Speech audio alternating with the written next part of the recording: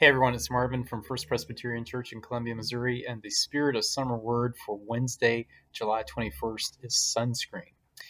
Now, we are a fair-skinned family, and so we use a fair amount of sunscreen in the summer to avoid getting sunburned and to avoid skin cancer and the like. But lately, we had to throw away all of our sunscreen because we got a warning that it had been recalled because the sunscreen bottles that we were using might have had a chemical called benzene in them, which, if you're exposed to benzene, it can cause leukemia. So we didn't want to uh, get leukemia in exchange for avoiding melanoma, so we got rid of the sunscreen.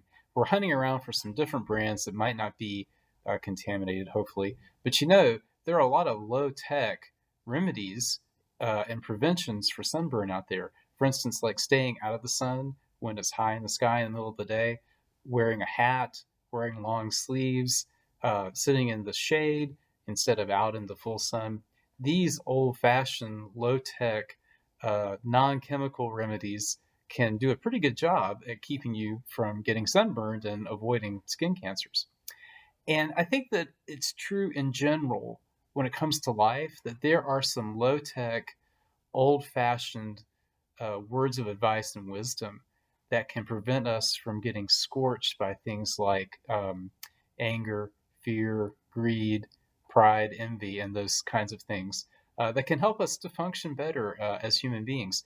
As we look around in the world, there is no shortage of self help books, no shortage of personality theories, no shortage of leadership and managerial wisdom out there, no shortage of social media hot takes about how to live a better life or gurus out there who are willing to teach you.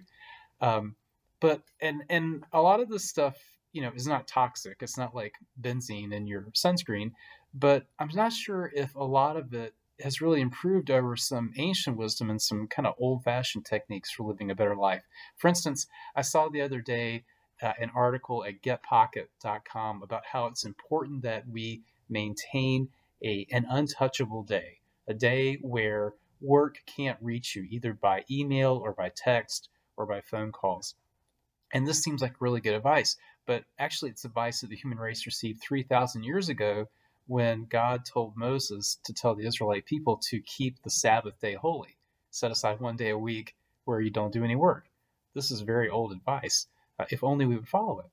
And then also in this day in which everybody's angry, political activists are angry, restaurant patrons are angry, airline passengers are angry, and their anger is leading to people acting out, rioting, making a mess, causing disturbances. There's a lot of advice being generated on de-escalation strategies. And one of the ones that I read the most is, maintain a low, neutral tone of voice while setting clear boundaries and maintaining clear directives.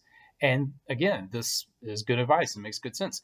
But it's been said before. In Proverbs 15, verse 1, we read, "A soft voice turns away wrath, but a harsh word generates anger." So read the Bible. The Bible is ancient, old fashioned, old wisdom on how to avoid getting sunburned and scorched by anger, pride, envy, greed, and other things, whether that anger, pride, greed, and wrath is inside you or whether it's coming at you from somebody else. Read the Bible every day. If you don't know where to start with the Gospel of Luke in the New Testament, but read the Bible every day and listen for its wisdom on how you can lead a more peaceful and more joyful life. And in time, as that wisdom is internalized, you will indeed lead a more peaceful, more joyous, wiser life, no matter what the situation is that you're confronting. So take care. Thanks for tuning in today, and God bless. Goodbye.